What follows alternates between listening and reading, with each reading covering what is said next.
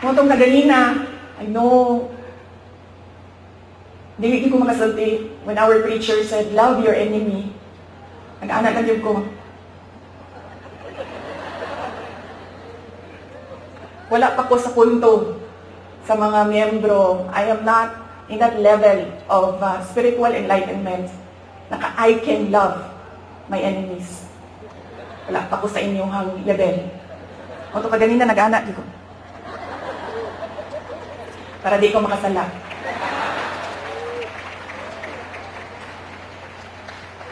But you know, para sa ako